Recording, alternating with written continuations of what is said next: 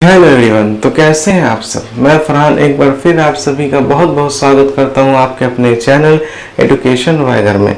तो जैसा कि हम लोग सीटेट पेपर 2 साइंस की तैयारी कर रहे हैं और हमारा इम्पोर्टेंट सीरीज चालू है और इस इम्पोर्टेंट सीरीज का आज क्लास नंबर 13 है, जिसमें हम लोग साइंस में केमिस्ट्री का most important chapter acid base and salts in one shot में पढ़ने वाले हैं। साथ ही साथ इस चैप्टर से पूछे गए प्रीवियस ईयर क्वेश्चन को भी हम लोग डिस्कस करने वाले हैं। 5 साल के अगर हम प्रीवियस ईयर क्वेश्चन के अगर एनालिसिस करते हैं इस चैप्टर के से, तो एक क्वेश्चन मिनिमम आते हैं और ज़्यादा से ज़्यादा 2 क्वेश्चन भी पूछे जा सकते हैं। इंपॉर्टेंट चैप्टर है, प्योर एनसीईआरटी या एनसीईआरटी बेस्ड कंटेंट है। गारंटी के साथ कह सकता हूं कि इस कंटेंट से बाहर इससे क्वेश्चन नहीं आएगा। ठीक है, प्योर एनसीईआरटी बेस्ड कंटेंट है। तो सेशन के एंड तक बने रहें।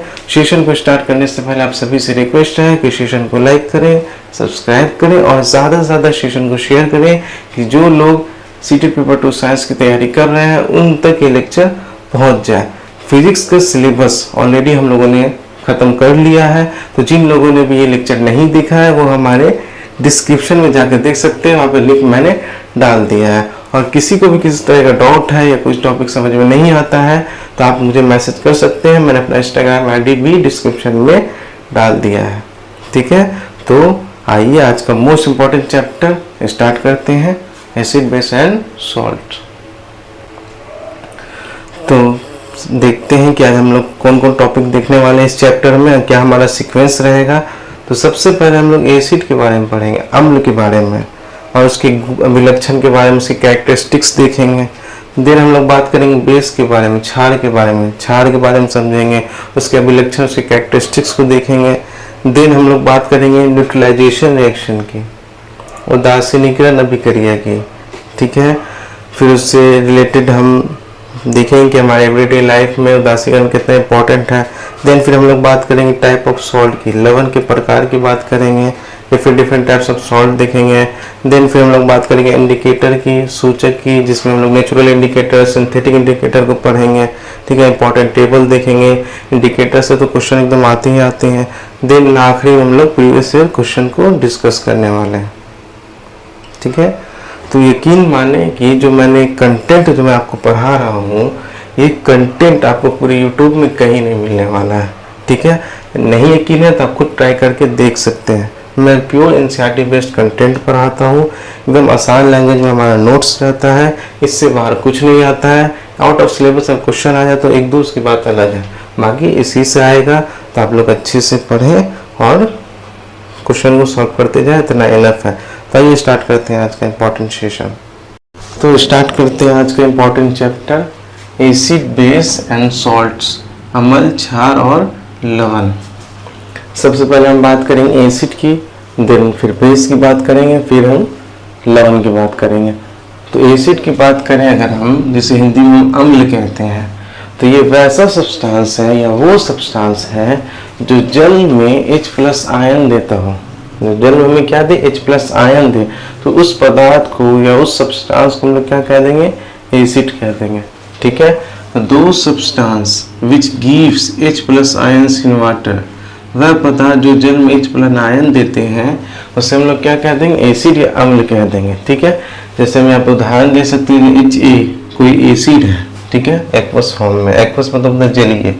ठीक है, वो क्या होगा? H+ और A- H+ आयन देगा। ठीक है, तो ये हमारा क्या कहलाएगा? एसिड कहलाएगा।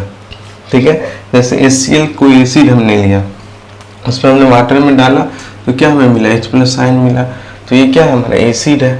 ठीक है, आप किसी सॉल्यूशन में, विलयन में अगर एसिड है तो ऐसा जरूर नहीं कि उसका सिर्फ एक ही मॉलिक्यूल हो, बहुत सारे मॉलिक्यूल हो सकते हैं एसिड के। तो अगर हर मॉलिक्यूल आयंस में ब्रेक हो गया, H+ Cl- में हर मॉलिक्यूल, यानी जितना एसिड लिया सब एसिड जो है अपने आयंस में ब्रेक हो गया, कंप्लीटली डिसोसिएट हो गया, तो ऐसे एसिड को हम लोग कहेंगे स्ट्रॉन्ग एसिड कह देंगे। क्या कह देंगे? स्ट्रॉन्ग एसिड कह देंगे। और अगर कुछ ही मॉलिक्यूल ब्रेक हुआ, इनकम्प्लीटली डिसोसिएशन हमें देखने को मिला, तो उसे हम लोग वीक एसिड कह देंगे, यानी दुर्बल अम्ल कह देंगे। ठीक है, तो एसिड का हम यहाँ पे 2 टाइप देखेंगे, एक हमारा स्ट्रॉन्ग एसिड, प्रबल अम्ल, देन हमारा देखेंगे वीक एसिड या दुर्बल अम्ल। तो आइए तो स्ट्रॉन्ग एसिड की अगर हम बात करें तो acid which dissociates completely into H+ ions in water, यानी अम्ल जो जल में संपूर्ण रूप से टूटकर H+ आयन देते हैं, यानी पूरी तरीके से आयन अपना ब्रेक हो जाए तो हमारा क्या कहलाएगा, स्ट्रॉन्ग एसिड और प्रबल अम्ल कहलाएगा। ठीक है, इसका एग्जाम्पल इंपॉर्टेंट याद रखना है, HCl जिसे हाइड्रोक्लोरिक एसिड कहते हैं, दूसरा है H2SO4 जिसे हम लोग सल्फ्यूरिक एसिड कहते हैं, और तीसरा है HNO3 जिसे हम लोग नाइट्रिक एसिड कहते हैं। तो इसे हमें याद रखना है, ये तीनों स्ट्रॉन्ग एसिड है। देन बात करें वीक एसिड की जिसे हम लोग दुर्बल अम्ल कहते हैं, तो वैसा एसिड जो इनकम्प्लीटली डिसोसिएट हो H+ आयन दे वाटर में। ठीक है, acid which dissociate incompletely into H+ ion in water, अम्ल जो जल में अपूर्ण रूप से टूटकर H+ आयन देते हैं उसे हम लोग क्या कहेंगे, दुर्बल अम्ल कहेंगे, यानी वीक एसिड कहेंगे। वीक एसिड का एग्जाम्पल हमारा क्या हो गया, CH3COOH और HCOOH, एसिटिक एसिड और फॉर्मिक एसिड, ये हमारा क्या हो गया, वीक एसिड का यानी दुर्बल अम्ल का एग्जाम्पल हो गया। अब हम बात करते हैं कैरेक्टरिस्टिक्स ऑफ एसिड की, अम्लों के अभिलक्षण की, कैरेक्टरिस्टिक्स ऑफ एसिड की। तो अगर हम एसिड की कैरेक्टरिस्टिक्स की बात करें तो एसिड हमारा क्या करता है, litmus, red litmus, blue litmus को ये रेड लिटमस में बदल देता है। ठीक है, अब बात आती है लिटमस क्या है, तो लिटमस एक इंडिकेटर है, सूचालक। ठीक है, ये क्या करता है कि हमें बताता है कौन सा सब्सटेंस एसिड है या बेस है। ठीक है, तो उसे हम लोग इंडिकेटर कहते हैं। ठीक है, और उसी इंडिकेटर, लिटमस हमारा क्या इंडिकेटर है। ठीक है, तो लिटमस क्या करता है, अगर कोई एसिड है तो उसे क्या करेगा, ये ब्लू को रेड में कन्वर्ट कर देता है। ठीक है, और बेस होगा तो ब्लू, रेड को ब्लू में कन्वर्ट करता है। ठीक है, तो यहाँ पे एसिड है तो ये क्या करेगा, ब्लू लिटमस को रेड लिटमस में कन्वर्ट कर देगा, ये नीले लिटमस को लाल लिटमस में बदल देते हैं। ठीक है, और एसिड की बात करें तो जनरली कैसे होंगे, टेस्ट में खट्टे होते हैं, they are so in test, ये स्वाद में खट्टे होते हैं। ठीक है, और एसिड की विलयन की बात करें, अगर एसिड के सॉल्यूशन की बात करें तो ये हमारा विद्युत का संचालन करता है, यानी इलेक्ट्रिसिटी को कंडक्ट करता है। क्यों, क्योंकि एसिड क्या है, आयन से ब्रेक होते हैं, तो आयन से ब्रेक होंगे तो वो क्या करेंगे, इलेक्ट्रिसिटी कंडक्ट करेंगे। ठीक है, तो एसिड हमारा क्या हो गया, कंडक्ट इलेक्ट्रिसिटी, अम्ल विलयन विद्युत का संचालन करता है। ठीक है, और नेक्स्ट कैरेक्टरिस्टिक के, तो एसिड का हमारा पीएच कितना होता है, 7.7 से कम होता है। ठीक है, क्या होगा हमारा, 7 से कम होगा पीएच इसके, 7 से अगर कम हुआ तो हमारा एसिडिक सॉल्यूशन कहलाएगा, अम्लीय विलयन कहलाएगा। ठीक है, तो यहाँ पे हम लोगों ने बात करी अम्लों के अभिलक्षण की। अब बात करते हैं हम लोग बेस की, जिसे हिंदी में क्षार कहते हैं। तो एसिड की क्या बात करी हमने कि एसिड क्या था हमारा, जो जल में क्या दे, H+ आयन दे। उसी के अपोजिट आ जाए बेस की बात करें तो ये हमारा क्या देगा, OH- आयन देगा जल में। ठीक है, क्या देगा, OH- आयन देगा। ठीक है, तो वैसा एसिड, दो substance which gives OH- ions in water, वह पदार्थ जो जल में OH- आयन देते हैं उसे हम लोग क्या कह देंगे, बेस कह देंगे या क्षार कह देंगे। अब एग्जाम्पल देख सकते हैं, यहाँ पे NaOH हमारा क्या है, बेस है, जिसे हम लोगों ने जल में डाला तो क्या मिला, Na+ आयन और OH- आयन, तो OH- आयन मिला तो क्या हो गया, ये बेस या क्षार का एग्जाम्पल कहलाया। अब फिर वही बात, अगर जितना भी बेस है वो कम्प्लीटली अगर डिसोसिएट हो जाए OH- आयन में जल में तो हमारा क्या कहलाया जाएगा, प्रबल क्षार कहलाया जाएगा।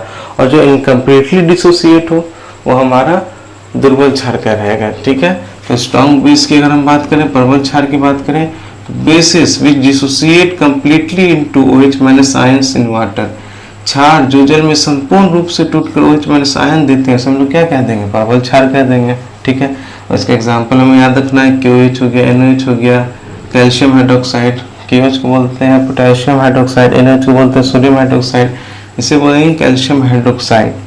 ठीक है, और भी हो सकते हैं जैसे मैग्नीशियम हाइड्रोक्साइड भी है।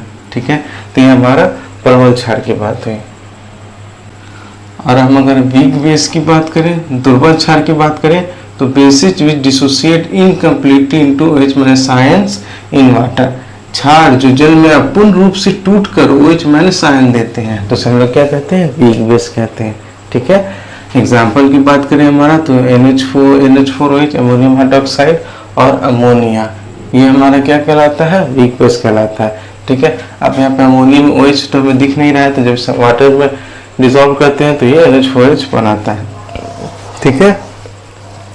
अब बात करते हैं कैरेक्टरिस्टिक्स ऑफ एसिड की, क्षारों के अभिलक्षण की, ठीक है, क्षारों के अभिलक्षण की। तो इस अम्ल की कैरेक्टरिस्टिक्स में हमने क्या देखा था, लिटमस जो है अम्ल को ब्लू से रेड में कन्वर्ट कर रहा है, लेकिन बेस क्या करता है, ये हमारा रेड को ब्लू लिटमस में कन्वर्ट कर देता है, ठीक है। तो ये क्या हो जाएगा, पहले characteristics, they turn red litmus into blue litmus, ये लाल लिटमस को नीले लिटमस में बदलते हैं, ठीक है। और इनका टेस्ट कैसा होता है, ये कड़वे होते हैं स्वाद में और छूने में चिकने होते हैं, ठीक है। They are bitter in taste and soapy to touch. आपने साबुन सोप को घर में यूज किया होगा तो आपने देखा होगा वो कैसा होता है, सोपी चिकना टाइप का होता है। तो ये साबुन भी हमारा क्या है, बेस है, ठीक है। तो ये कैसा होगा, टच में सोपी होगा और टेस्ट में कड़वा होगा, ठीक है। अब बेस की सॉल्यूशन की बात करें तो बेस का सॉल्यूशन भी हमारा इलेक्ट्रिसिटी कंडक्ट करता है, विद्युत का संचालन करता है। क्यों, तो बेस भी क्या होता है, हमारा आयन से ब्रेक होता है, ठीक है। तो बेस सॉल्यूशन कंडक्ट इलेक्ट्रिसिटी, क्षार विलयन विद्युत का संचालन करती है, ठीक है। अब पीएच की बात करें तो एसिड की जो हमने बात करी थी, तो एसिड सॉल्यूशन का पीएच क्या होता था, हमारा 7 से कम होता था। और बेस क्षारीय विलयन की बात करें बेसिक सॉल्यूशन की, तो पीएच क्या होगा, 7 से ज्यादा होगा, ठीक है। तो हमें याद रखना है।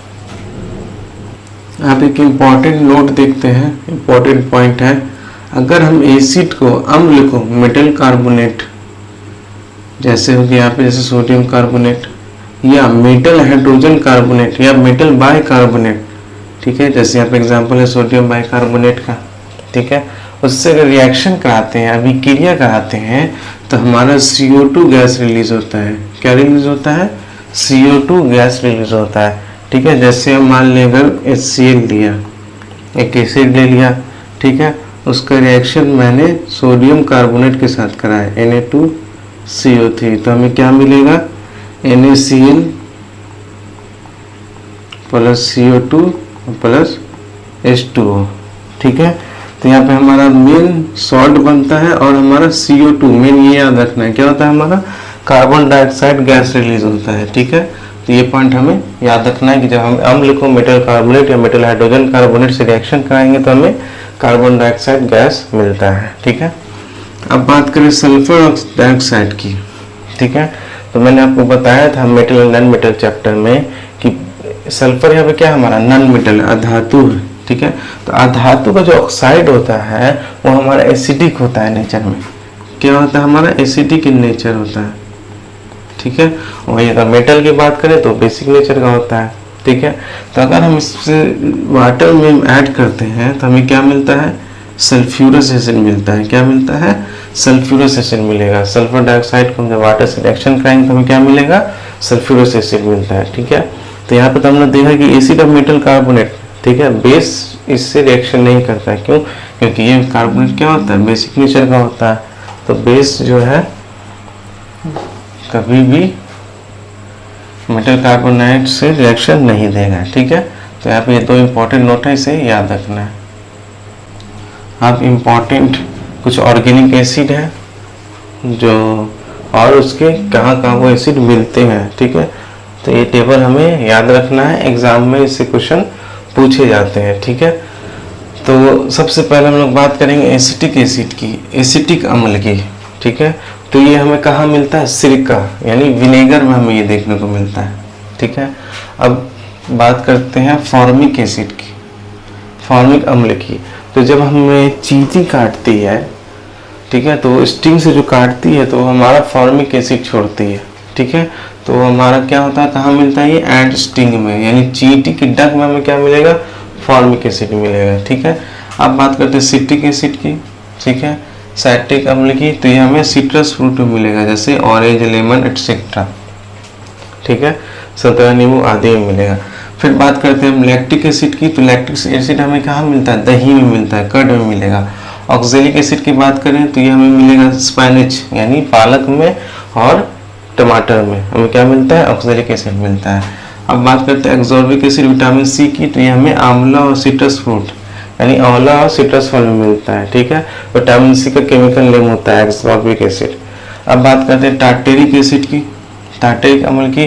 तो ये हमें टमेराइड यानी इमली अंगूर और कच्चा आम में हमें क्या देखने को मिलता है, टार्टेरिक एसिड देखने को मिलता है। तो ये हम लोगों ने बात करी कुछ ऑर्गेनिक एसिड की या नेचुरल एसिड की, जो हमें कहाँ कहाँ मिलता है वो हम लोगों ने देखा। इस टेबल से क्वेश्चन एग्जाम में पूछे जाते हैं, तो इसे याद रखना है। अब हम लोग देखते हैं बेस, कुछ बेस का देखते हैं जो कहाँ में मिलता है, ठीक है। तो सबसे पहले नेम ऑफ बेस और फॉर्मूला, ठीक है। सबसे पहले हम बात करेंगे कैल्शियम हाइड्रोक्साइड की। कैल्शियम हाइड्रोक्साइड जिसका फॉर्मूला क्या होता है, CaOH2। कैल्शियम हाइड्रोक्साइड जिसे हम लोग कहाँ मिलता है, ये लाइम वाटर में मिलेगा, चूने का पानी जिसको हम लोग कहते हैं, ठीक है। सेकंड देखते हैं अमोनियम हाइड्रोक्साइड। अमोनियम हाइड्रोक्साइड का फॉर्मूला क्या हो जाएगा, NH4OH, ठीक है। तो अमोनियम हाइड्रोक्साइड कहाँ मिलता है, विंडो क्लीनर, खिड़की को कांच की आदि साफ करने के लिए उपयुक्त मार्जक है ये, ठीक है। और सोडियम हाइड्रोक्साइड, पोटेशियम हाइड्रोक्साइड की बात करते हैं हमें साबुन में मिलता है, ठीक है। और मैग्नीशियम हाइड्रोक्साइड की बात करते हैं मिल्क ऑफ मैग्नीशियम देखने को मिलता है, ठीक है। तो ये तो हमारा क्या हो गया, कुछ बेस और वो कहाँ कहाँ मिलते हैं ये हमने देखा।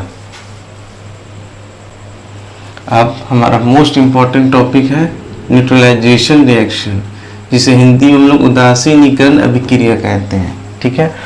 तो न्यूट्रलाइजेशन रिएक्शन की बात करें तो जब हमारा एसिड यानी अम्ल किसी बेस यानी क्षार के साथ अभिक्रिया करता है, रिएक्शन करता है, तो हमें क्या देता है, सॉल्ट, हमें क्या मिलता है, लवण मिलता है, और वाटर मिलता है, और हीट निकलता है, उससे क्या निकलता है, ऊष्मा निकलता है। तो इस रिएक्शन को हम लोग क्या कहते हैं, न्यूट्रलाइजेशन रिएक्शन कहते हैं, ठीक है। तो those type of reaction in which when acid is react with base then it gives salt, water and heat, ठीक है। अम्ल को जो क्षार से रिएक्शन कराता है तो हमें लवण देखने को मिलता है और जल मिलता है और ऊष्मा, हीट रिलीज होती है, ठीक है। तो वैसी अभिक्रिया या वैसा रिएक्शन जिसमें हीट निकलता है, ऊष्मा निकलता है, तो उसे हम लोग एक्सोथर्मिक रिएक्शन कहते हैं, ऊष्माक्षेपी अभिक्रिया कहते हैं, ठीक है। फिर से सुनिए, वैसा अभिक्रिया या वैसा रिएक्शन जिसमें हीट रिलीज हो, ऊष्मा उत्पन्न हो, तो उस रिएक्शन को हम लोग क्या कहेंगे, ऊष्माक्षेपी अभिक्रिया कहेंगे या एक्सोथर्मिक रिएक्शन कहते हैं, ठीक है। और जब हीट रिलीज होगी तो मान लीजिए आप कोई टेस्ट ट्यूब में या कोई कंटेनर में रिएक्शन करा रहे हैं या अभिक्रिया करा रहे हैं, तो वो क्या होगा, कंटेनर या टेस्ट ट्यूब क्या हो जाएगा, हमारा गर्म हो जाता है, ठीक है। तो यहाँ पे हम एग्जाम्पल उदाहरण देखते हैं, जैसे HCl हमने लिया, एसिड है, NOH ये क्या है, बेस है। जब हम इसका रिएक्शन कराते हैं तो हमें NaCl मिलता है और वाटर मिलता है, ठीक है। तो HCl हमारा किस में टूटेगा, पहले HCl है तो ये हमारा H+ और Cl- आयन में टूटेगा। NOH बेस है तो बेस किस में टूटेगा, Na+ और OH- आयन में टूटेगा, ठीक है। अब यहाँ पे क्या होता है, इस रिएक्शन में आयंस का एक्सचेंज होता है, यानी क्या होगा, यहाँ पे आयंस का एक्सचेंज होगा। तो इस पॉजिटिव आयन नेगेटिव आयन के साथ हो जाएगा और पॉजिटिव आयन नेगेटिव आयन के साथ एक्सचेंज हो जाएगा। तो यहाँ पे दो आयन का एक्सचेंज हो रहा है, ठीक है। तो जब दो आयन का एक्सचेंज हो तो उसे हम लोग कहते हैं डबल डिस्प्लेसमेंट रिएक्शन, वैसा रिएक्शन जिसमें दो आयन्स आपस में एक्सचेंज हो रहे हैं। HCl OH के साथ जाके H2O बना दिया और NaCl के साथ मिलके NaCl बना दिया, तो यहाँ पर दो आयन का एक्सचेंज हुआ, इसीलिए इसे हम लोग डबल डिस्प्लेसमेंट या द्विस्थापन अभिक्रिया भी कहते हैं, ठीक है। तो इंपॉर्टेंट पॉइंट है, इस रिएक्शन को हम क्या क्या कहते हैं, एक्सोथर्मिक रिएक्शन कहते हैं, उसमें क्षेपी अभिक्रिया, क्योंकि यहाँ पे हीट रिलीज होती है, ठीक है। और फिर क्या कहते हैं, डबल डिस्प्लेसमेंट रिएक्शन, द्विस्थापन अभिक्रिया, क्योंकि यहाँ पे आयंस का एक्सचेंज हो रहा है, ठीक है, दो आयन का एक्सचेंज हो रहा है, तो इसीलिए हम लोग क्या कहेंगे, डबल डिस्प्लेसमेंट रिएक्शन कहते हैं, ठीक है। तो एसिड और बेस में जब रिएक्शन होगा तो हमें सॉल्ट, वाटर और हीट मिलता है, ठीक है। इसी हम लोग कहते हैं न्यूट्रलाइजेशन रिएक्शन, उदासीनीकरण अभिक्रिया। अब हम लोग बात करेंगे, अभी हमने देखा कि एसिड और बेस से जब रिएक्शन होता है हमें क्या मिलता है, सॉल्ट मिलता है, लवण मिलता है। तो अब हम बात करेंगे लवण की, यानी लवण के प्रकार की, टाइप ऑफ सॉल्ट की, ठीक है। तो अभी हमने क्या देखा, एसिड और बेस में रिएक्शन होता है, ठीक है। तो पहला केस जो हम लोग देखेंगे तो उसमें क्या कराएंगे, हम स्ट्रॉन्ग एसिड को वीक एसिड से रिएक्शन कराएंगे, प्रबल अम्ल को दुर्बल क्षारक से रिएक्शन कराएंगे, तो हमें क्या मिलेगा, सॉल्ट मिलेगा। तो क्योंकि यहाँ पे हमारा एसिड कैसा है, स्ट्रॉन्ग है, जो स्ट्रॉन्ग है उसका वैल्यू ज्यादा होता है, इसीलिए यहाँ पे सॉल्ट हमारा कैसा बनेगा, एसिडिक सॉल्ट बनेगा, यानी अम्लीय लवण बनेगा। कैसा बनेगा, अम्लीय लवण बनेगा, ठीक है। जैसे तो इसे हम लोग क्या कर देंगे, एसिडिक सॉल्ट कर देंगे। अब जैसे एग्जांपल देखते हैं, एग्जांपल है हमारा अमोनियम सल्फेट यानी NH4SO4, ठीक है। तो हमें तो सबसे पहले पता होना चाहिए कि हमारे स्ट्रॉन्ग एसिड कौन कौन है। तो HCl hydrochloric acid, H2SO4 sulphuric acid, HNO3, ठीक है। तो ये हमारा स्ट्रॉन्ग एसिड है। वीक बेस क्या था हमारा, NH4H और अमोनिया, ठीक है। तो यहाँ पे हमें 2 आयंस में तोड़ना होगा कंपाउंड, ठीक है, NH4 प्लस और SO4 2 माइनस में टोटल, ठीक है। तो SO4 हमारा कहाँ से आ जाएगा, H2SO4 से आएगा यानी स्ट्रॉन्ग एसिड से, और NH4 हमारा कहाँ से आ रहा है, NH4OH से आएगा यानी ये वीक बेस है। यहाँ पे आप देख सकते हैं क्या, ये वीक बेस है, ये स्ट्रॉन्ग एसिड है, ठीक है। तो इसीलिए एग्जांपल हमारा क्या हो गया, स्ट्रॉन्ग एसिड और वीक बेस का एग्जांपल हो गया, ठीक है।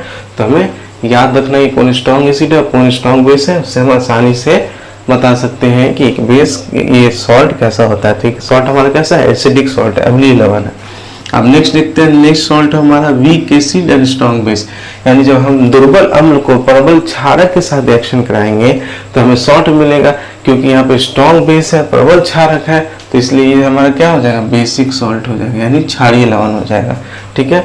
अब इसके एग्जाम्पल की बात करें तो हम जानते हैं कि हमारा वीक एसिड कौन है, CH3COOH एसिटिक एसिड। ये क्या हो गया, हमारा एक वीक एसिड है। इसका रिएक्शन हम करें स्ट्रॉन्ग बेस से, NaOH से, NaOH हमारा क्या स्ट्रॉन्ग बेस है, तो ये क्या करेगा, पॉजिटिव निगेटिव में टूटेगा, ठीक है। तो CH3 हमारा क्या हो जाएगा, CH3COO, Na हमारा इसमें जुड़ जाएगा और H2 वहाँ से निकल जाएगा, ठीक है।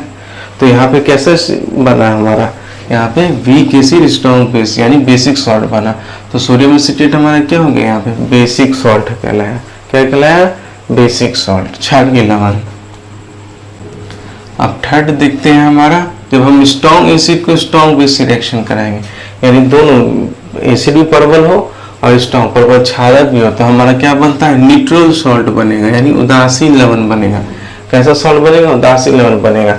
अब स्ट्रॉन्ग एसिड की कोई एग्जांपल लेते हैं, जैसे HCl हमारा स्ट्रॉन्ग एसिड है, जब इससे हम स्ट्रॉन्ग बेस NaOH रिएक्शन करेंगे तो हमें क्या मिलेगा, NaCl प्लस H2। तो स्ट्रॉन्ग एसिड स्ट्रॉन्ग बेस से जो सॉल्ट बना वो कैसा हो जाएगा, हमारा न्यूट्रल सॉल्ट कहलाएगा यानी उदासीन लवण कहलाएगा, ठीक है।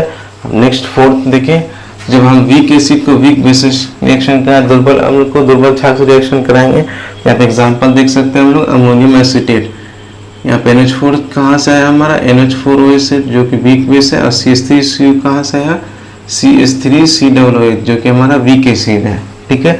तो वीक एसिड और वीक बेस से जो सॉल्ट बन रहा है ये हमारा फोर्थ केस हो गया, ठीक है। तो ये कुछ 4 प्रकार के हम लोगों ने सॉल्ट देखे, लवण देखे। एग्जाम में क्या करता है, एक तो एग्जाम्पल दे देगा, सब पूछेगा कि कौन एसिडिक सॉल्ट है, कौन बेसिक सॉल्ट है, कौन न्यूट्रल सॉल्ट है, इससे हम लोग अच्छे से समझ चुके हैं। अब आगे बढ़ते हैं। अब हम बात करते हैं न्यूट्रलाइजेशन यानी उदासीकरण का हमारे जीवन में क्या क्या योग है, इसका क्या क्या मतलब उपयोग है, कहाँ कहाँ हम इसे यूज करते हैं, ये हम देखेंगे। दैनिक जीवन में उदासीकरण के उदाहरण की बात करेंगे, ठीक है। तो आपको ये चीज मालूम होगा, आपने कभी एसिडिटी का वर्ड सुना होगा, क्या होता है ना, कभी कहते हैं कि बहुत एसिडिटी हो रही है तो हम क्या करते हैं कि इनो पीते हैं, ठीक है। तो एसिडिटी क्या होता है, जैसे क्या होता है कि हमारे स्टोमक में, हमारे पेट में एसिड होता है, HCl रिलीज करता है, जो क्या करता है, हमारे खाने को, हमारे भोजन को पचाने का काम करता है, ठीक है। यही HCl अगर ज़्यादा अमाउंट में रिलीज होने लगे, ज़्यादा अमाउंट में उत्पन्न होने लगे, तो उससे क्या होता है कि हमारे पेट में एसिडिटी होने लगती है। तो जब अब एसिडिटी होने लगेगी तो उसको हम लोग कैसे ठीक करेंगे, तो हम बेस का यूज़ करेंगे। क्या करेंगे, बेस का यूज़ करेंगे। तो क्या होगा, एसिड और बेस में जब रिएक्शन होगा तो न्यूट्रल हो जाएगा, न्यूट्रलाइज कर देगा उसको, इसीलिए हम बेस का यूज़ करते हैं, जिसकी वजह से क्या होता है, हमारा एसिडिटी कम हो जाता है। तो जैसे कौन सा बेस यूज़ कर रहे हैं हम लोग, तो मिल्क ऑफ मैग्नीशिया यूज़ करते हैं, ठीक है।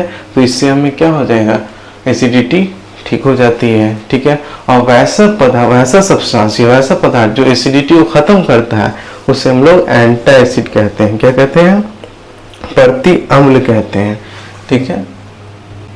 तो क्या हो गया हमारा, acidity in stomach is due to excess amount of HCl। To neutralize it, milk of magnesia which contains magnesium hydroxide is used। अमाशय में अम्ल HCl की अधिक मात्रा की वजह से होती है, जिसे दूर करने के लिए मिल्क ऑफ मैग्नीशिया या मैग्नीशियम हाइड्रोक्साइड का प्रयोग किया जाता है। ठीक है, समझ गया क्यों ऐसा होता है। अब बात करते हैं एंटी एसिड प्रति अम्ल की। तो वैसे सब्सटेंस जो एसिडिटी को खत्म कर दे, वह पदार्थ जो अम्ल को दूर करते हैं, उसे हम लोग क्या कहते हैं, एंटी एसिड कहते हैं या प्रति अम्ल कहते हैं। आप एग्जाम्पल उदाहरण देख लें। तो पहला एग्जाम्पल जो है मिल्क ऑफ मैग्नीशिया या मैग्नीशियम हाइड्रोक्साइड। ठीक है, तो milk of magnesia, Eno, sodium bicarbonate etcetera, ये सब क्या हो गया, हमारा एंटी एसिड का एग्जाम्पल हो गया, प्रति अम्ल का एग्जाम्पल हो गया। इसमें मिल्क ऑफ मैग्नीशिया जो इम्पोर्टेंट एग्जाम्पल है, इसे हमें याद रखना है। अब दूसरा पॉइंट देखते हैं। तो जब कभी चींटी ने आपको जरूर काटा होगा, ठीक है, तो आपको क्या होती है, दर्द होती है। ठीक है, क्यों होती है कि जब लाल चींटी हमें इंजेक्ट करती है, हमें स्किन में काटती है, तो क्या होता है, वो फॉर्मिक एसिड रिलीज करती है। क्या होता है, फॉर्मिक एसिड रिलीज करती है, जिसकी वजह से हमें दर्द होता है। तो उसे हम लोग न्यूट्रलाइज करने के लिए क्या करते हैं, उसे ठीक करने के लिए क्या करते हैं, हम लोग बेस का यूज करते हैं। बेस में क्या यूज करते हैं, तो सोडियम बाइकार्बोनेट यूज करते हैं और कैलामाइन यूज करते हैं। तो उससे हमें क्या होता है, राहत मिल जाता है, वो उदासीकरण हो जाता है। ठीक है, तो व्हेन रेड एंट बाइट, ठीक है, when red ant bite and then it injects formic acid in the skin. जब लाल चींटी काटती है तो वह त्वचा में क्या करती है, फॉर्मिक अम्ल छोड़ती है।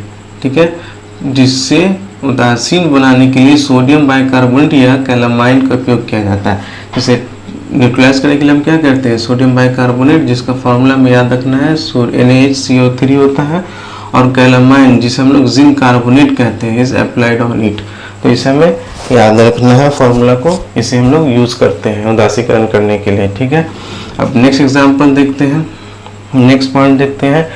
तो जब सॉइल में एसिडिटी हो जाती है तो हम क्या करते हैं, क्विक लाइम, जिसे हम लोग कैल्शियम ऑक्साइड कहते हैं, और स्लेक्ट लाइम, जिसे हम लोग कैल्शियम हाइड्रोक्साइड कहते हैं, ये हम लोग यूज करते हैं remove the acidic character of soil. मृदा के अम्लीयपन को दूर करने के लिए तीव्र चूना या बुझे हुए चूने का प्रयोग किया जाता है।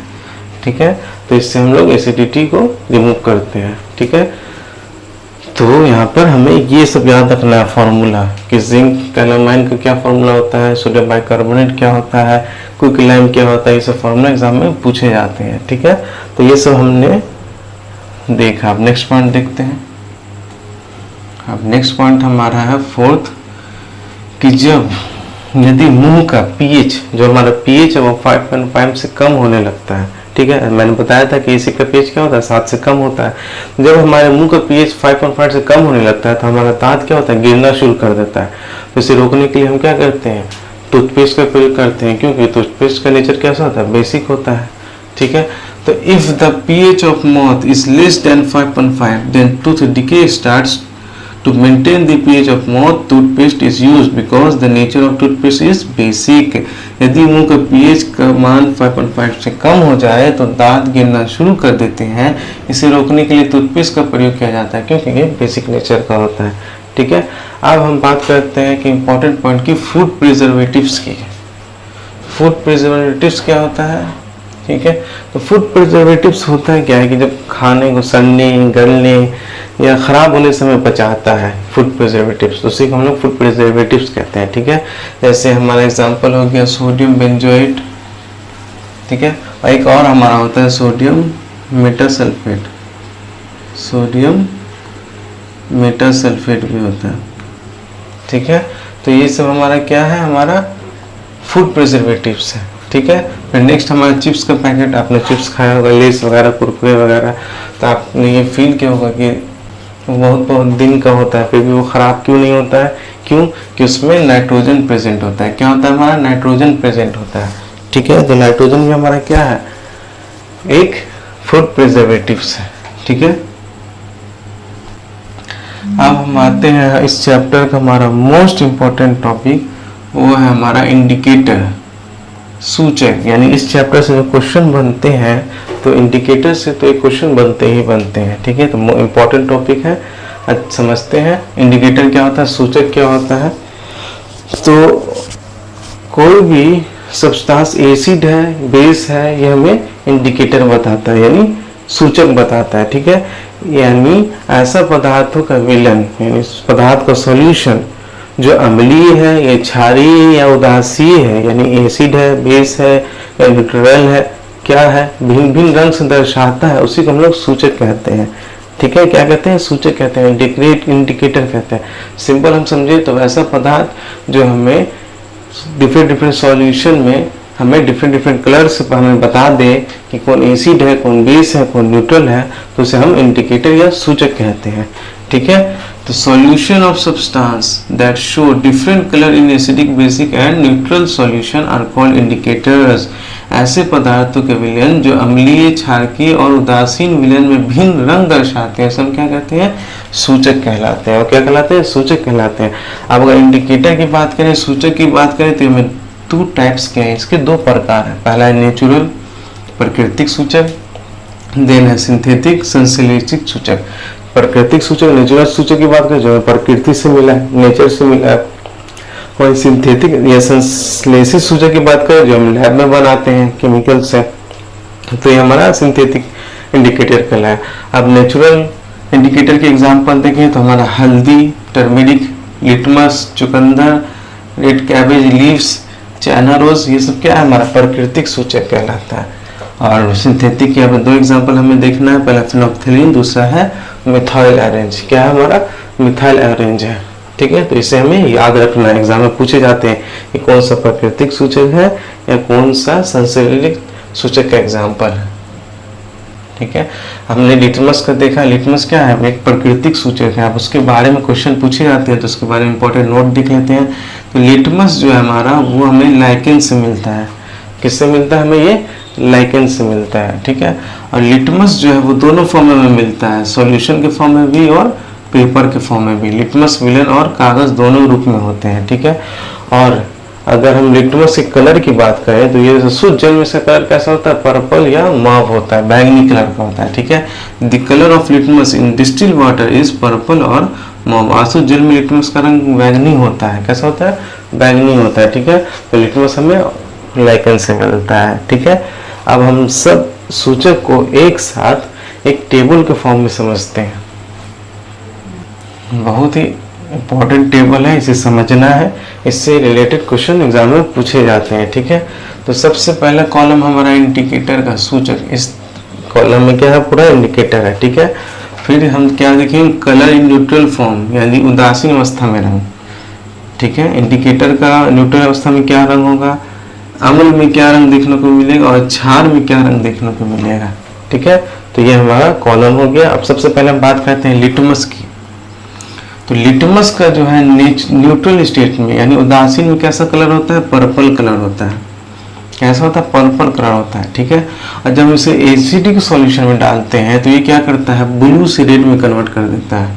ये क्या करेगा, एसिड सॉल्यूशन को ब्लू से रेड में कन्वर्ट कर देगा, और बेस सॉल्यूशन में क्या करेगा, ये रेड टू ब्लू कर देगा। ठीक है, अब ऐसे याद कर सकते हैं, बेस से ब्लू यानी रेड से ब्लू, एसिड यानी ब्लू से रेड। ठीक है, तो हमें याद रखना है। फिर हम हल्दी की बात करें, टर्मेरिक, तो हल्दी हमने देखा होगा, हल्दी कैसा कलर होता है, येलो कलर होता है। जब उसे हम एसिडिक सॉल्यूशन में डालेंगे तो वो हमारा सेम रहेगा, कोई चेंज नहीं होगा, येलो ही रहेगा। लेकिन जब उसमें हम बेसिक सॉल्यूशन में डालते हैं तो हमें रेड कलर देखने को मिलता है। कैसा कलर देखने को मिलता है, रेड, लाल कलर देखने को मिलता है। ठीक है, तो हमें क्या याद रखना है, इसमें न्यूट्रल सॉल्यूशन येलो होगा, बेस एसिड में भी येलो होगा, और बेस सॉल्यूशन में ये रेड हो जाएगा। ठीक है, हम नेक्स्ट देखते हैं चाइना रोज की बात करें तो चाइना रोज का न्यूट्रल स्टेट में क्या कलर है, उदासीन अवस्था में ये है लाइट पिंक कलर का होता है। ठीक है, लेकिन जब इसे हम एसिडिक सॉल्यूशन में डालते हैं तो ये कैसा हो जाता है, डार्क पिंक हो जाता है। और बेस क्षार में कैसा इसका रंग हो जाएगा, ग्रीन रंग हो जाता है। ठीक है, नेक्स्ट बात करते हैं बीटरूट चुकंदर की। तो अपने चुकंदर का कलर कैसा होता है, रेड होता है। एसिड में भी इसका कलर क्या होगा, रेड हो जाएगा। लेकिन जब हम इसे बेसिक सॉल्यूशन में डालेंगे तो इसका कलर क्या हो जाता है, बेसिक हो जाता है।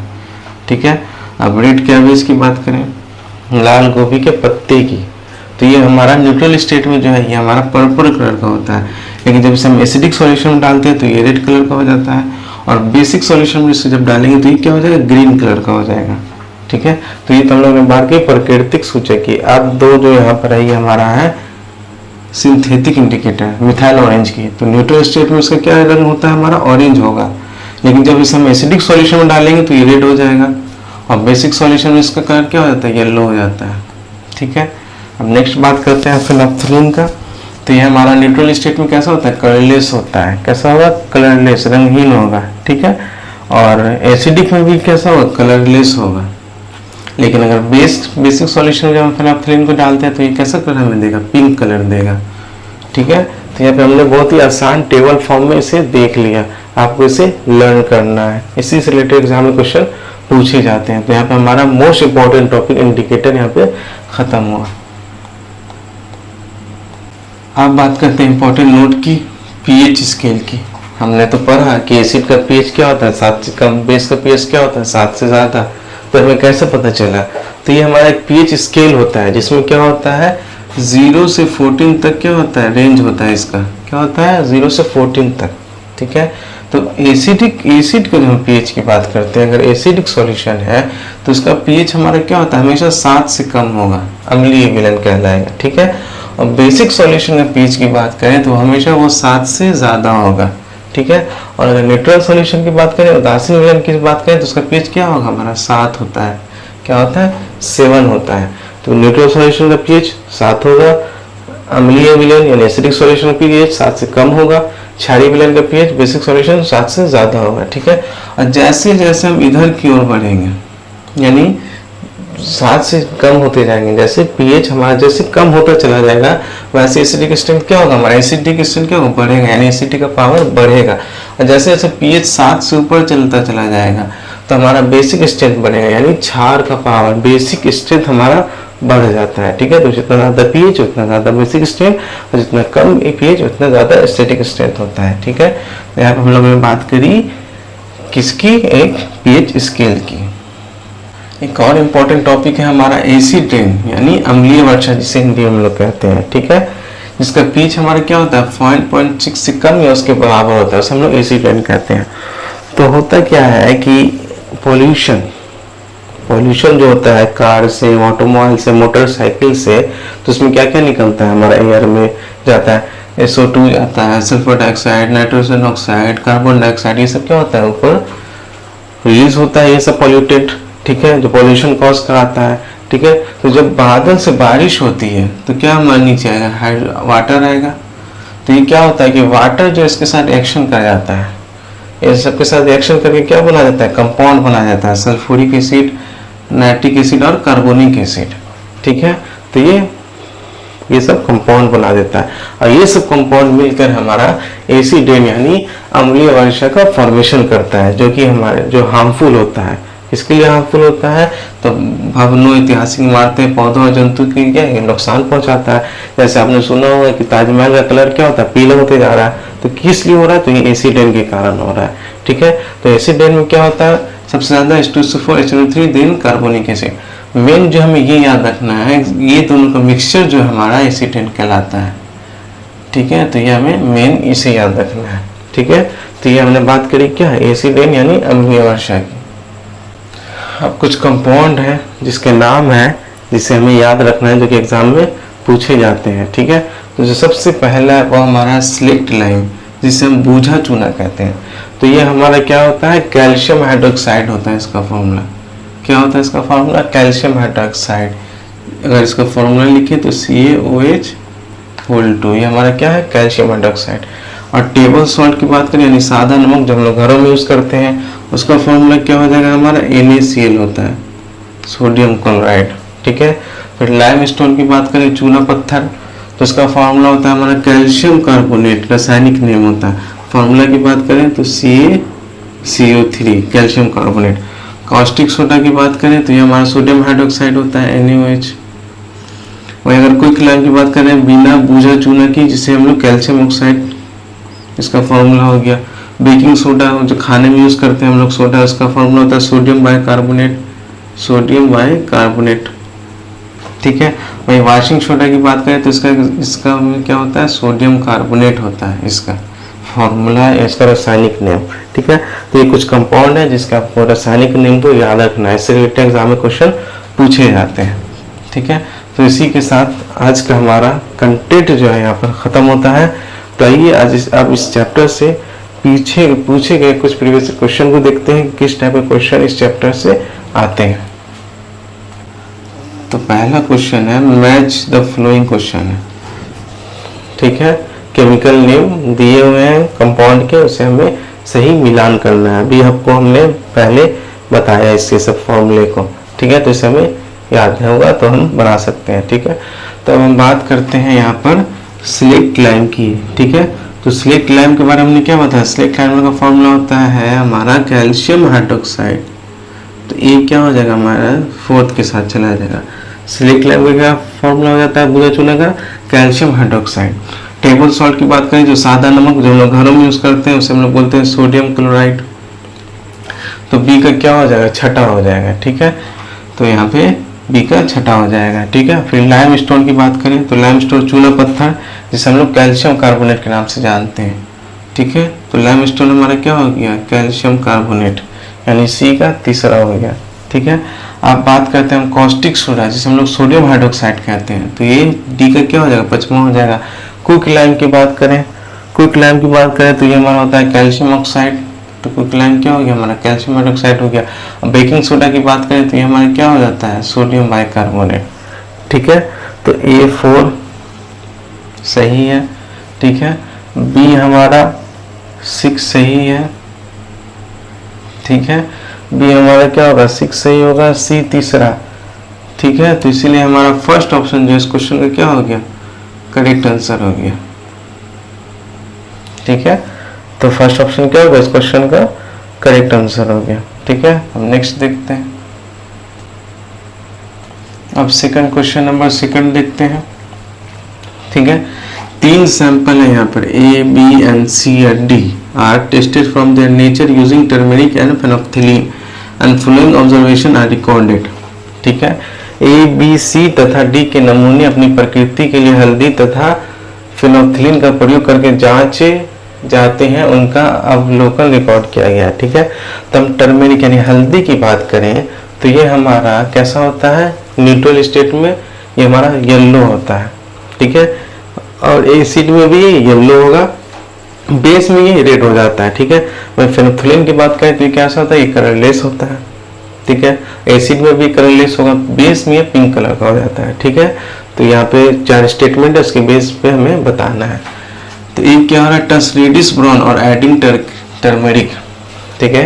यानी क्या हो जा रहा है, जब हम टर्मरिक यानी हल्दी डालने पर क्या हो, लाल भूरा हो जा रहा है, तो इसका मतलब क्या हो गया, ये बेस हो गया, ठीक है। क्योंकि जब हम एसिड डालते हैं तो वो तो सेम रहता है, येलो ही रहेगा, लेकिन जब हम बेस हो जाएगा तब ना कलर भूरा हो जाएगा।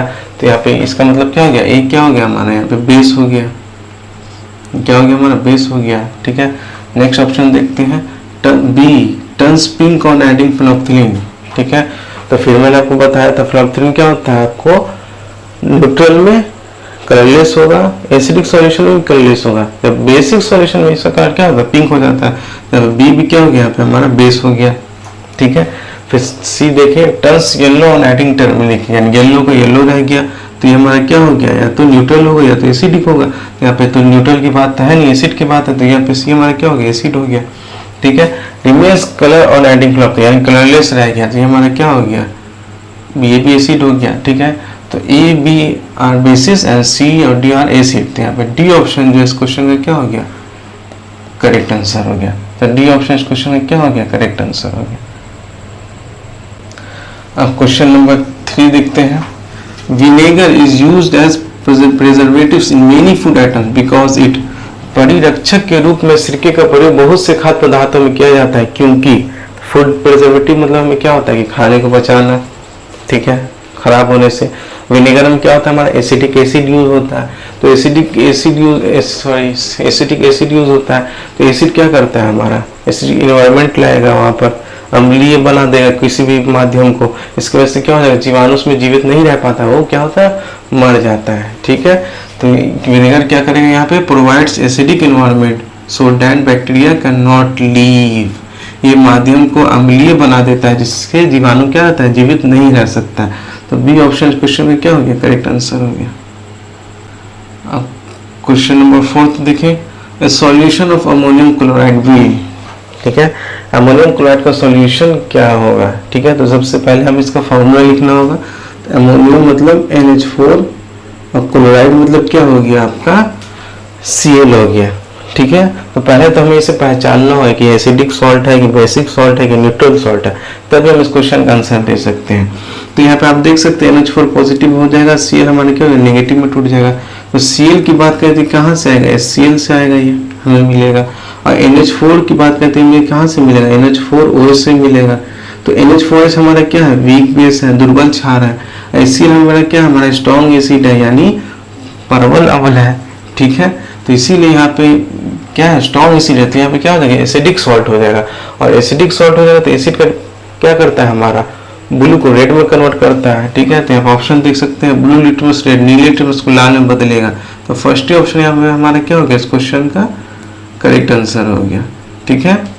नेक्स्ट देखते हैं, नेक्स्ट देखते हैं question number 5। Which of the following pair can be utilized as acid base indicator? निम्नलिखित में से कौन सा युग्म एसिड बेस इंडिकेटर के रूप का उपयोग में लाया जा सकता है। तो एसिड बेस इंडिकेटर की बात करें तो red cabbage leaves and turmeric, ठीक है। हाँ, रेड कैबेज लीव्स के भी हम लोग को यूज करते हैं इंडिकेटर की तरह, और टर्मेरिक को भी हम लोग इंडिकेटर की तरह यूज करते हैं, ठीक है।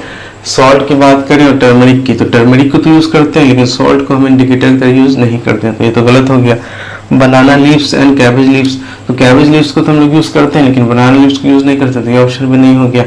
Lemon juice and turmeric, turmeric को तो हम यूज करते हैं लेकिन लेमन जूस को यूज नहीं करते हैं, इसीलिए हमारे यहाँ पे क्या हो जाएगा, फर्स्ट ऑप्शन जो है, ए ऑप्शन जो है इस क्वेश्चन में क्या हो जाएगा, करेक्ट आंसर हो जाएगा, ठीक है। क्वेश्चन नंबर 6 देखते हैं। Which of the following is a synthetic indicator, ठीक है। मैंने आपको दो तरह का इंडिकेटर बताया था, एक बताया था हमारा प्राकृतिक जो हमें नेचर से मिलता है, एक बताया था सिंथेटिक जो हम लैब में तैयार करते हैं या केमिकल से बनता है, ठीक है। तो फर्स्ट ऑप्शन जो हमारा टर्मेरिक हल्दी का जो घोल है ये हमें क्या है, प्रकृति से मिलता है, तो ये हमारा सिंथेटिक नहीं होगा। लिटमस सॉल्यूशन ये भी हमारा नेचुरल इंडिकेटर होता है, ठीक है। चाइना रोज की बात करें तो ये भी हमारा नेचुरल होता है। तो यहाँ पे मिथाइल ऑरेंज की बात करें तो ये हमारा क्या कहलाता है, कृत्रिम या सिंथेटिक इंडिकेटर कहलाता है, ठीक है। एक मिथाइल ऑरेंज होता है, एक फिनोल्फथालीन होता है, ठीक है। तो सी ऑप्शन हमारा यहाँ पे क्या हो गया, इस क्वेश्चन का करेक्ट आंसर हो गया, ठीक है। तो मिथाइल ऑरेंज और फिनोल्फथालीन ये हमारा क्या होता है, सिंथेटिक इंडिकेटर होता है। अब देखते हैं क्वेश्चन नंबर 7 की। When an acid react with base, which of the following is our product, ठीक है। तो मैंने आपको बताया था कि जब एसिड को बेस के साथ रिएक्शन कराते हैं तो हमें क्या मिलता है, सॉल्ट मिलता है, वाटर मिलता है, क्या रिलीज होता है, हीट रिलीज होता है। क्या रिलीज होता है, हीट रिलीज होता है, जिसकी वजह से कंटेनर में क्या होता है, गर्म हो जाता है, जिसकी वजह से हम लोग उसमें यानी एक्सोथर्मिक रिएक्शन भी कहते हैं, ठीक है। तो यहाँ पे क्या बोल रहा है, एसिड को जब बेस रिएक्शन करता है हमें क्या क्या मिलता है, तो सॉल्ट मिलता है, वाटर मिलता है, हीट मिलता है। इस रिएक्शन को हम लोग क्या कहते हैं, न्यूट्रलाइजेशन रिएक्शन कहते हैं। तो सी ऑप्शन हमारा क्या हो गया, इस क्वेश्चन का करेक्ट आंसर हो गया। क्वेश्चन नंबर 8 देखते हैं। What changes will you observe in test of tube containing HCl, a few drops of NaOH added to it, ठीक है। यानी हमारा टेस्ट ट्यूब में क्या है, HCl है, इससे हम क्या ऐड कर रहे हैं, तो NaOH ऐड कर रहे हैं, ठीक है। तो ये हमारा क्या है, एसिड है, ये हमारा क्या है, बेस है। जब एसिड और बेस रिएक्शन होगा तो क्या मिलेगा हमें, NaCl यानी सॉल्ट मिला और वाटर मिलेगा और कुछ हीट रिलीज होगा, ठीक है। तो हीट जब रिलीज होता है तो क्या होता है, कंटेनर क्या होता है हमारा गर्म हो जाता है, ठीक है। तो इसीलिए यहाँ पे सी ऑप्शन जो इस क्वेश्चन का क्या हो जाएगा, करेक्ट आंसर हो जाएगा। इट चेंजेस कलर नहीं होगा, गिव्स पंजिट स्मेल ये नहीं होगा, ये नहीं होगा, तो हमारा क्या हो जाएगा, सी ऑप्शन यानी कंटेनर हमारा क्या हो जाता है, गर्म हो जाता है। इस रिएक्शन को हम लोग क्या कहते हैं, न्यूट्रलाइजेशन रिएक्शन कहते हैं, उदासीकरण प्रक्रिया। अब क्वेश्चन नंबर 9 देखते हैं। Shaurya went for a trekking trip, Shaurya लंबी पैदल यात्रा पर गया। During the trek he accidentally place his hand on the brush, पैदल चलते समय यातायात उसका हाथ पहाड़ी के अनुदिश पार्श्व में उगी किसी झाड़ी से लग गया, ठीक है। He felt the sting and his hand started itching, उसने डंक लगने का अनुभव किया और उसके हाथ में खुजली होने लगी, ठीक है। The instructor immediately took a leaf of one of the plants, crushed it and rubbed on its affected area, what could be the nature of the chemical which cause sting and the nature of leaf respectively, nature of chemical which cause sting, nature of juice in the leaf। ठीक है, उसके डंक लगने का अनुभव किया और उसके हाथ में खुजली होने लगी। तुरंत ही अनुदेशक महोदय ने पास के किसी एक पौधे से एक पत्ती ली, उसे मसला और फिर उसके रस को हाथ के प्रभावित क्षेत्र में रगड़ा। उस डंक का तथा पत्ती के रस का रासायनिक प्रकृति क्रमश क्या हो सकती है। ठीक है, तो कोई शौर्या तो हो गई, ट्रिक पे जा रहा था तो उसे किसी चीज ने काटा तो स्टिंग, तो उसमें क्या होता है, एसिड होता है। ठीक है, एसिड रिलीज करता है और उसको जब सही करने के लिए क्या किया, उसने पत्ती रगड़ा तो ठीक हो गया, उदासीकरण हो गया, न्यूट्रलाइज हो गया। क्यों, क्योंकि उसका नेचर क्या हो जाएगा, हमारा बेस हो जाएगा, तो इसीलिए हमारे यहाँ पे क्या हो जाएगा, एसिडिक बेसिक अम्लीय क्षारीय नेचर हो जाएगा। ठीक है, स्टिंग जो काटा उसका अम्लीय और जिसे हमने लगाया जूस पत्ती का वो हमारा क्या हो जाएगा, बेसिक नेचर का हो जाएगा। तो ये ऑप्शन क्वेश्चन में क्या हो गया, करेक्ट आंसर हो गया। क्वेश्चन नंबर 3 देखते हैं, which of the flowing condition will be relieved by milk of magnesia. Milk of magnesia की बात करते हैं, बेसिक नेचर का होता है। ठीक है, ये क्या करता है, ये क्या चीज का एग्जांपल है, हमारा एंटासिड का एग्जांपल है। और एंटासिड क्या करता है, हमारा न्यूट्रलाइज कर देता है, एसिडिक कैरेक्टर को क्या करता है, खत्म कर देता है। तो इसलिए हमारा ये क्या हो जाएगा, डी ऑप्शन, एसिडिटी को ये खत्म करता है। तो ये हमारे कहाँ बेनिफिशियल होगा, तो एसिडिटी में बेनिफिशियल होगा। तो डी ऑप्शन क्या हो गया, इस क्वेश्चन का करेक्ट आंसर हो गया। आज के सेशन का सेकंड लास्ट क्वेश्चन देखते हैं, question number 11, mixing of baking soda with lemon juice lead to the formation of bubble along with evolution of gas X। ठीक है, तो बेकिंग सोडा की बात करें तो इसमें क्या होता है, हमारा सोडियम बाइकार्बोनेट होता है। ठीक है, तो मैंने आपको बताया था। ठीक है, लेमन जूस क्या होता है, हमारा एसिडिक होता है। तो मैंने आपको बताया था किसी भी एसिड को जब हम मेटल कार्बोनेट या मेटल बाइकार्बोनेट से रिएक्ट कराते हैं, विक्रिया कराते हैं, तो कौन सा गैस रिलीज होता है, कार्बन डाइऑक्साइड गैस रिलीज होता है। तो इसीलिए हमारे यहाँ पे क्या हो जाएगा, सी ऑप्शन, कार्बन डाइऑक्साइड हमारे इस क्वेश्चन में क्या हो जाएगा, करेक्ट आंसर हो जाएगा। आज के सेशन का आखिरी क्वेश्चन देखते हैं, which of the following is not an example of neutralisation in daily life. निम्नलिखित में से कौन सा उदाहरण दैनिक जीवन में उदासीनीकरण का नहीं है। ठीक है, तो न्यूट्रलाइजेशन का मतलब क्या होता है कि एसिड बेस जब आपस में रिएक्शन कराता है तो सॉल्ट यानी एसिड के गुण को हम कैसे खत्म करेंगे, तो बेस से रिएक्शन करेंगे, उसी को हम लोग न्यूट्रलाइजेशन कहते हैं। ठीक है, तो taking milk of magnesia for acidity, अम्लीय के लिए मिल्क ऑफ मैग्नीशिया का उपयोग। तो बात सही है, जब हमें पेट में एसिडिटी होती है तो मिल्क ऑफ मैग्नीशिया का यूज करते हैं, जिससे हमारा एसिडिटी खत्म हो जाता है। तो ये तो होगा। Rubbing baking soda in case of ant bite. ठीक है, चींटी जब काटती है तो वो फॉर्मिक एसिड छोड़ती है, इससे हम लोग उसको न्यूट्रलाइज करने के क्या बेकिंग सोडा का यूज करते हैं। तो ये ऑप्शन भी सही हो गया।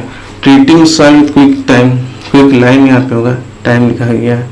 ठीक है, तो यही बात सही है, जब सॉइल एसिडिटी हम कैसे खरीदते हैं, quick lime slaked lime use करके करते हैं। ठीक है, नेक्स्ट ऑप्शन में depositing of layer of zinc on iron, तो ये तो हमारा रस्टिंग ऑफ आयरन हो गया, तो जंग लगने से हमें बचा था। तो इसमें कोई न्यूट्रलाइजेशन का एग्जाम्पल नहीं है, तो इसीलिए डी ऑप्शन जो हमारा क्या है इस क्वेश्चन का रॉन्ग यानी गलत आंसर हो जाएगा। ठीक है,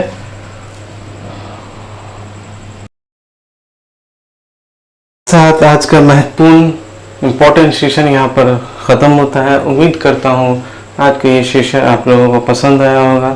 मैंने सीटेट के सिलेबस के अकॉर्डिंगली पूरा कंटेंट पढ़ाया और साथ ही साथ इस चैप्टर से पूछे गए 12 प्रीवियस ईयर क्वेश्चन को भी डिस्कस करा है। आपके कितने सही हुए आप कमेंट बॉक्स में ज़रूर इसका जवाब दें। प्योर एनसीईआरटी बेस्ड कंटेंट था हमारा, इम्पोर्टेंट चैप्टर है ये, एग्जाम में से क्वेश्चन पूछे जाते हैं, तो अच्छे से कंटेंट को रिवाइज करें और ज़्यादा से ज़्यादा प्रीवियस ईयर क्वेश्चन को सॉल्व करें। और बस इनफ है, नोट्स काफ़ी है इतना, बस अच्छे से इसको पढ़ें, रिवाइज करें और क्वेश्चन को सॉल्व करते जाएं। इससे ज़्यादा कुछ करने की ज़रूरत नहीं है। इसके अलावा आपको अगर कोई डाउट है या कोई दिक्कत है तो आप मुझे मैसेज कर सकते हैं।